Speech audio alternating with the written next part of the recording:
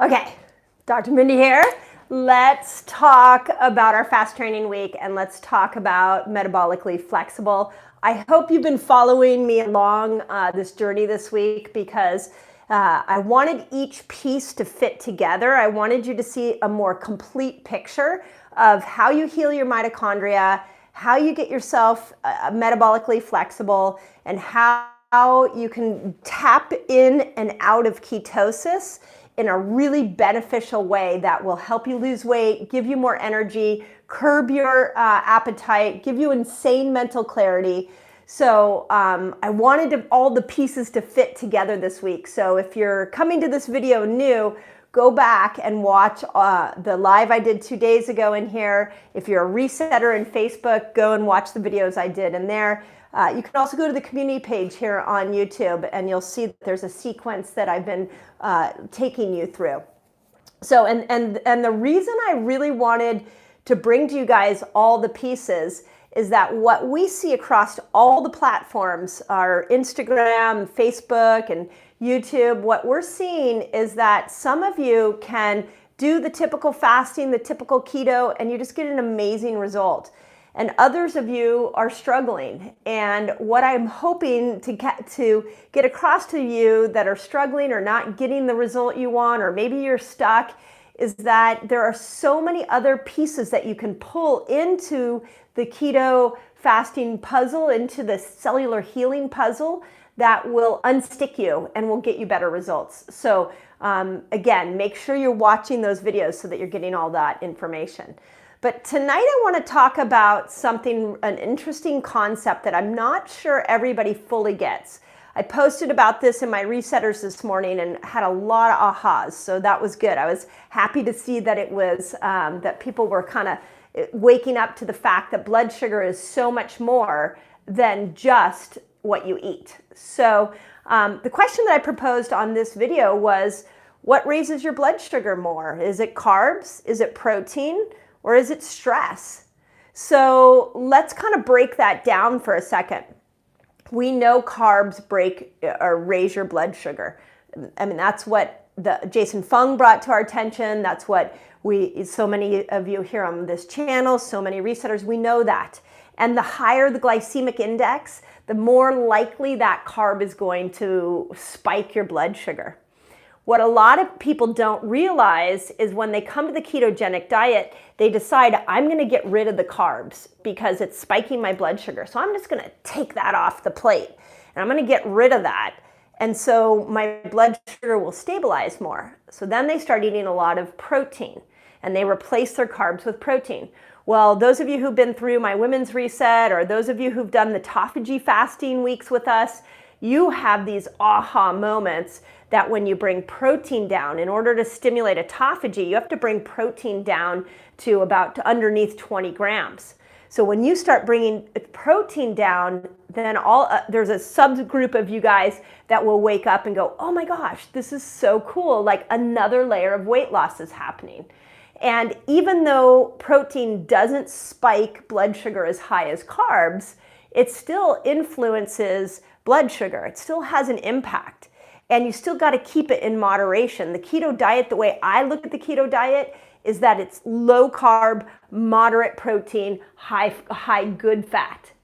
Which led me to, 2 days ago, we talked about good fat and what are the good fats, and make sure that if you're keto, you're not leaning into bad fats. So I did a whole video on that on Tuesday. You can go back and watch that. But what I want you guys to think about today is, what about stress? Where does stress fit in? And I see this so much with the people I coach. I see it with across the board and I've seen it myself. I've seen it with you guys here, is that stress will also raise your blood sugar. And to answer the question of this video, in some cases, it will raise your blood sugar the most. So you're over here fasting, doing keto, trying to get yourself metabolically flexible, but you live this highly stressful life. And if you don't have tools to really help your stress, then your blood sugar, balancing your blood sugar may become very difficult.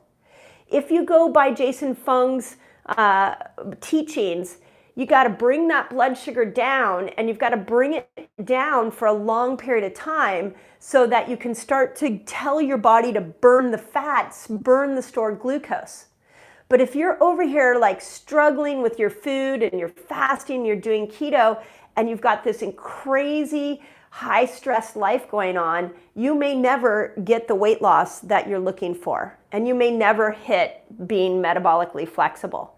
So I felt like I needed to bring this to your guys' attention because I want you to succeed. We know that the cell heals, and we know that the mitochondria control metabolism, that's the part of the cell that will create energy. And that's the part of the cell that you're all trying to heal, whether you are aware of it or not, with fasting and ketones. But what I want you to realize is that it's not just food that heals the mitochondria. It's not just food that heals the cell. You've got to work, of course, on the carb load and moderate the protein and make sure you're eating good fats, and you've got to minimize your toxins, everything we talked about. And then you need a strategy for stress. So a couple things that I'm a measurer. I like to know if I'm going to put something into action. I want to see how it's doing. So I've talked about this before, but I use the Oura Ring to measure my stress. So there is a measurement of stress that a lot of people are tapping into right now called heart rate. Okay, I think we're back. It's interesting. I'm intrigued as to why we keep going offline. Okay, that's another topic called censorship. Let me think about that for a moment. But what I was going to tell you guys is that heart rate variability is a really good way to know if you're balancing from a stressful situation to a relaxed one. We want you to be able to go in and out of stress. There's an incredible theory called the polyvagal theory. I really like this. Stephen Porges, he's got YouTube videos here. You can go and watch. He talks about the human nervous system is made to have spikes of stress where it goes into sympathetic and then it relaxes. That is how we are made. But in this day and age, stress is so high that we've now gone into freeze mode. And so our nervous systems are locked in freeze mode. So we're other addictions to really soothe ourselves, we withdraw. That's a sign you're in freeze mode. We're seeing this in our teen years, a lot of our teenagers right now. So, but a lot of you have had the stress coming at you from so many angles for so long, and you're trying to drop weight, and you really need to understand that a part of that weight loss efforts, a part of getting your blood sugar down, really needs to be looking at your stress levels and what can you do. And start by measuring it. Start by measuring it and see where your heart rate variability is at. Some of my resetters today asked me, like, what do I think of weighted blankets? And some people have asked about meditation. We use something in on my clinic called Brain Tap that we love.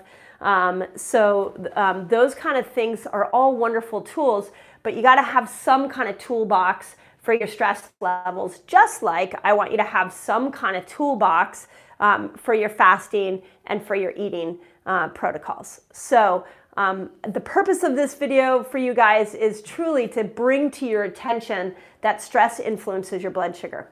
Bottom line, stress influences it. So don't get caught up in it's always more fasting, it's always less carbs. That's not always the solution to metabolically flexible. That's not always the solution to fasting. So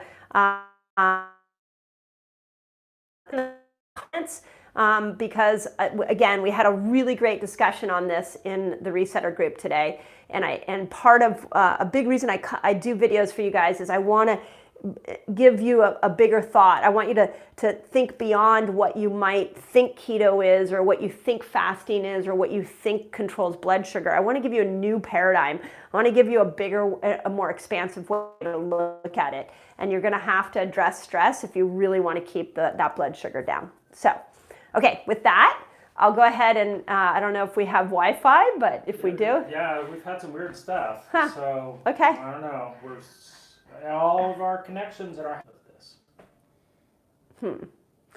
I don't know either. The only thing we don't know is, okay, I think we might be back. We're back. We are back online. We have no idea what is happening with our internet connection. It's very stable. Yeah, hang with us because I don't know. When I get done with this live, I gotta figure that out. It's only happening on YouTube, which is interesting. Okay, go ahead. So, question. So, you got interrupted when you were talking about heart rate variability, and so people didn't really hear that. Okay, and there was some question of, is that heart math?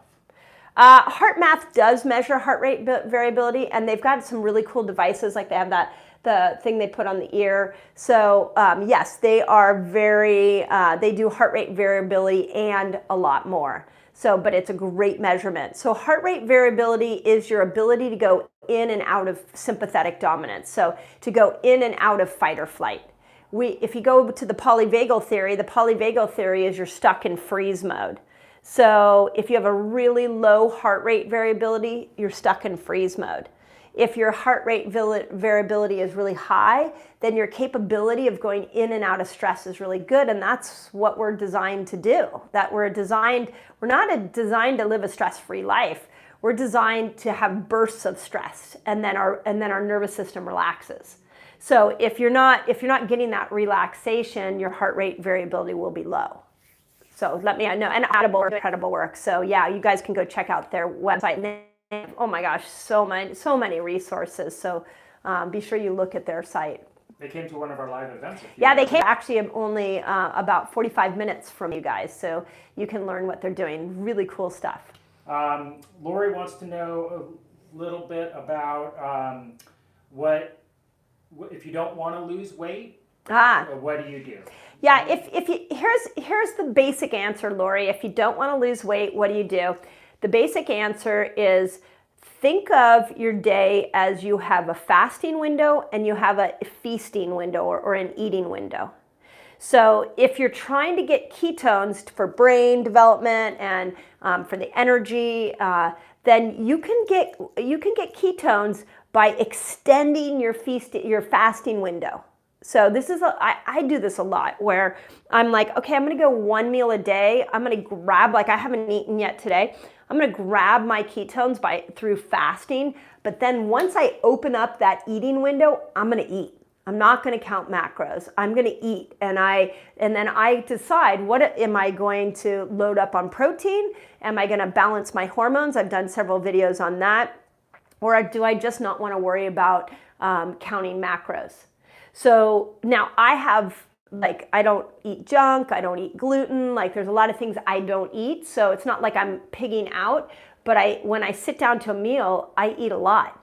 I was at a conference this weekend with a group of functional medicine doctors and who are all applying these principles. You should have seen everybody's plate. Literally, everybody was fasting all day, and then when we would get to these buffets of really great food, everybody was piling up. And one of the skinniest guys in the room, it was the husband of a friend of ours, and he looked over and he goes, "I can't believe how much you guys eat."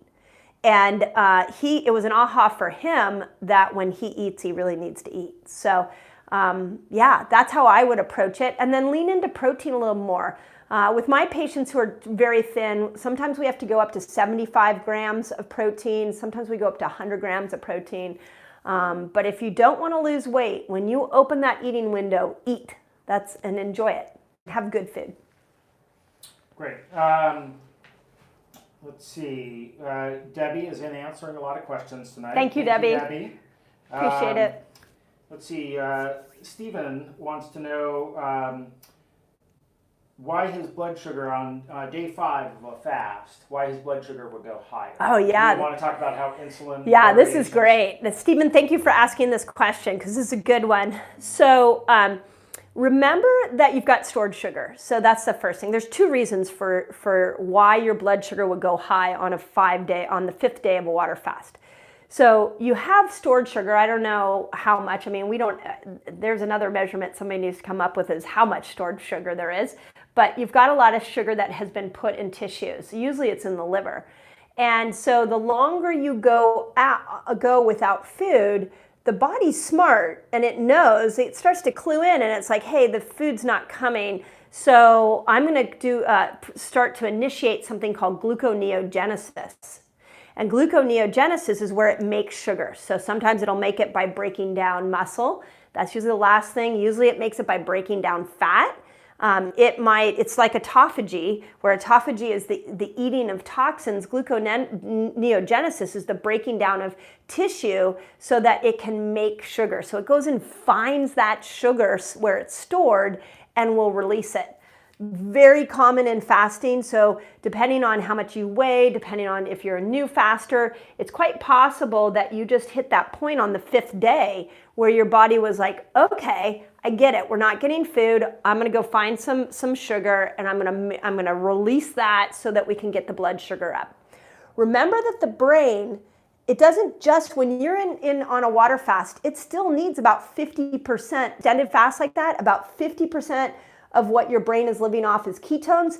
The other 50% is blood sugar. It's not going to let that blood sugar dip too far. So you want to make sure it's going to find it somewhere and make it. The second thing is it could be stress, that it could just be coming from stress, and you have a stressful event, and then boom, all of a sudden you start to get sugar released because of that. So I've got an eye problem. She scratched her eye. Yeah, I scratched my cornea today, so bear with me. I can still talk. But anyways, let me know if that helps, because I do find this blood sugar reader for a month, and it was so interesting. And I was on a 5-day water fast, and about day 2 or 3, all of a sudden, poof, like my blood sugar just went way up, and I was just sitting. I wasn't really doing anything. But that's what the body had to go find it somewhere. It just had to go dump it. So if you pay attention to every little reading, that might not. Yeah, I mean, I think it's more for you, Stephen. I think it's more too. I really, your body's capable. Like, I did this. You guys are dropping 40, 50 pounds. Amazing. Like, you did that. You just tapped into the way your body wants to be treated. So at day 5, the body's up to something. But as long as you're checking your meter and it's not dipping down into 40 or 30, you're like before that or after that, your ketones, as long as your ketones aren't up in 8 and 9, your body's up to some miracle. So honor it, and it's just cool. So. And let's see, we have Terry has a question. Okay, Terry. She wants to know about roasting, to break her fast, roasting veggies with olive oil, a little lemon and salt instead of steaming them. Yeah.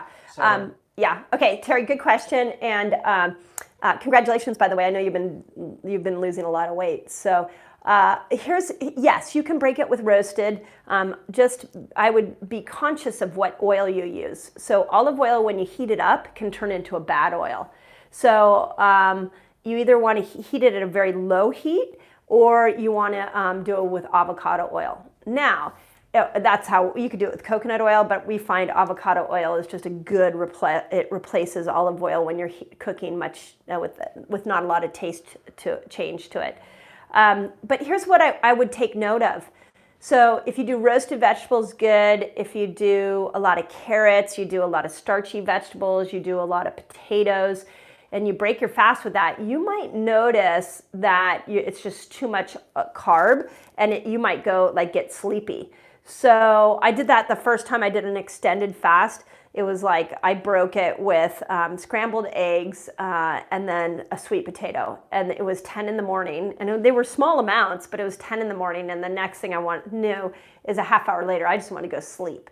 So pay attention to what your blood sugar does, because it may or add in some vegetables like broccoli and cauliflower that aren't really high on the starch list. And watch the oil that you use that you cook with. Okay. Let's see. Here's an interesting one. Sabu from India talks about how the ancient people, sages there, did OMAD. I think we see that pretty consistent Sabu was saying, the globe. Yeah, I mean, this is why we get all these questions about, like, does fasting heal hypothyroidism? Does fasting heal, anxiety, depression? You have to remember that all these labels that we're giving these conditions, they are like new century problems because of this world that we're living in. But if you go back to how we treated this body pre-agricultural years, It was OMAD. We did it 1 meal a day. This is how we are meant and designed to be. So when you're learning that again or for the first time, is that you have to undo this modern lifestyle.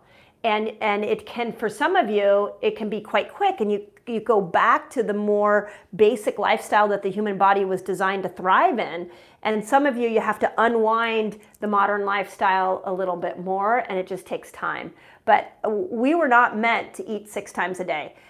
We were meant to have an eating window, a short eating window, and the rest of the time we fasted. Think back to when they didn't have refrigeration. That's where all the sauerkrauts and things like that came into play. So this when you guys are like in awe of how you're feeling, I stand back and go, you just were never taught how you were designed. This is how we're designed. So, and when your friends and family tell you you're crazy, you just go, this is how we were designed. We're supposed to be eating this way. So. Okay. We talk about when it's time to break the fast. That's about 2.3 for people using the different scales. So, okay. But why does that happen to some people? Why does their blood sugar go so low? Or some people not. Some people. Yeah. And there's a bunch of questions about it. Some people, they don't have any weight to lose and their blood sugar goes low. That's actually what happens to me. Yeah. If I water fast for too long now, my blood sugar goes too low and I have to eat. So I know that like 3 days is my max. Yeah, it's a good question. Like, why is it that some people's blood sugar goes low? I have a couple of people in my life that have been expressing how low their blood sugar goes. And I don't know. I mean, just because we look like we're all human, and doesn't mean that we're all the same. We all have different bodies that will respond to these principles differently. The microbiome comes into play a lot, so it might be that you have the microbiome to regulate your blood sugar and bring it down low. The person who's got really high blood sugar and doesn't understand that, they may be missing those bacteria. So I wish I had the magic answer for you on that one. I'm looking to bring Jason Fung on Resetter TV, so stay tuned. We're working on that right now, and that will be a question I will ask him and see what he notices as well. So, great. Let's see. The questions about coffee breaking the fast. We have tons of videos on what breaks a fast and how to test yourself. I did a video on what breaks a fast so that you guys could see the formula that I use, because that too is different. And it does involve some self-testing is what we advocate. Yep. So take a look for that video. And let's see. I think those were the. Oh, here's a good question. Okay. Cecilia wants to know about having a sauna while dry fasting. Oh, that's interesting. Okay, so Cecilia wants to know about a sauna while dry fasting. So here's the thing about dry fasting. You really only want to do it in short bursts, 12 to 24 hours, unless you have under medical supervision. In a dry fast, what you're doing is you're telling your body you're not getting any glucose and you're not getting any water, and so you're forcing your body to go burn fat for both water and glucose, right? But especially water. So if you go into a sauna, my concern would be that you're forcing too much stress on the body, that you're heating up the body too much. And now the body is starting to sweat. I would assume you're sweating in the sauna. And your body is already searching for water. And you're forcing it to excrete more water. It wouldn't make sense in my book. I'd be nervous about that. I have a sauna both at my house and at my clinic. And I would never do it on a dry fast because it just feels like it would be too much stress on my body. My body needs to find it in fat. I don't want to ask it to sweat it out. So on other fasts, I love the sauna idea. The infrared saunas specifically heat the cells from the inside out. They can burn out infections. They can burn out toxins. They're awesome. Always make sure your head's not in them. We had this discussion in my academy today about what type of sauna to use. So just make sure if you have like mercury in your mouth or you haven't tested for mercury in the brain, just don't get into a full sauna. We like the saunas where the head's out. So That's Great. my thought. Good question from T about how low to let blood sugar go. So in U.S. measurements, we recommend between 40 and 50 is when to break it. And if you're using European measurements or most of the rest of the world, I guess, about 2.3, it's time to break it. Yeah, so 2.3 in measurements outside of U.S. U.S. measurements are 40 to 50. I usually say like within the 40s. But then I'm going to add on to that is that if you're from standing to sitting and you get kind of lightheaded and you look at your meter and it says 50, then you want to think about it, and you're not under a medical care of a coach or a doctor that knows about fasting. I would break the fast. And sometimes you just need a scoop of nut butter or you need an avocado, and then that's enough to kind of keep you going through. I've done that with patients before.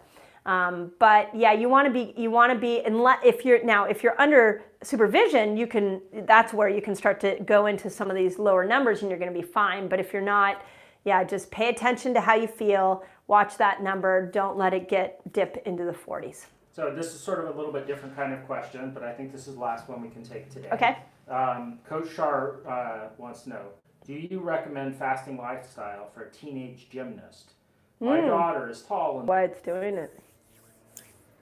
Where did my drink go? Get ready. Yep. Popping back in a moment. Okay, we're back. Okay. So we had a I have the question. I have the question. Go ahead. So a teenage athlete, gymnast, wants to eat 6 to 10 times a day. One of my questions for you as I explain the answer, if you can put it in the comments, is does she want to fast? You should never, any teenager, it has to be their idea. So I just had a nutrition consult with a teenage softball player yesterday. And I told her, I was like, you're old enough now. To me, 16, 17 is like, you're old enough to talk about intermittent fasting. How does that sound to you? And then we just sort of talked it through. So as far as her health goes, if she intermittent fasted, she would notice an increase in performance for sure. This is why so many athletes are turning to intermittent fasting. But if she's not asking for it, then I wouldn't push it. I would just show her people and athletes that are using it and let her come to her own conclusion. Yet you're right, 6 to 10 times a day is not going to, food can be a sports enhancement. It can be a performance enhancement. Both my kids are athletes, and I've told them multiple times, like, nutrition is like your cutting edge. That's like the thing that can make the difference between you doing really well or you really having a good experience or not. And so, but it has to be their idea. It has to be their idea. So don't force it on them.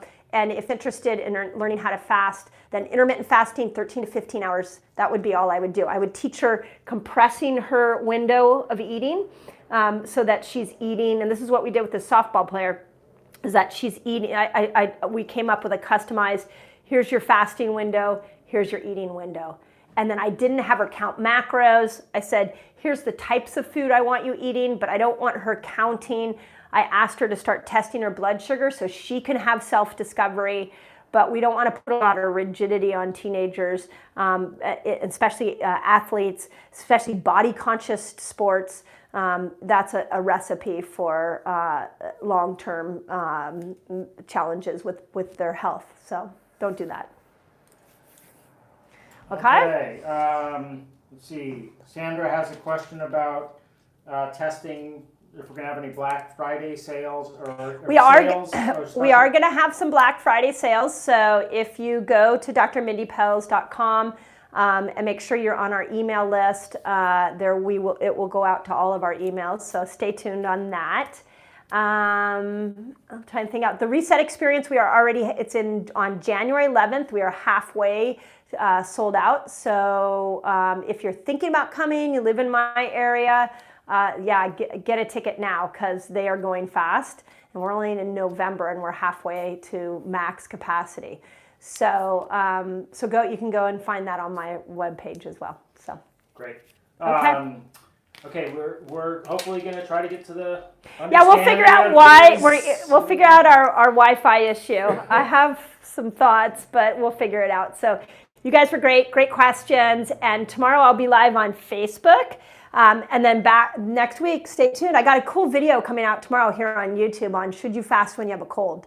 So stay tuned. That's coming out tomorrow morning. So as always, you guys are awesome, and I hope that helps.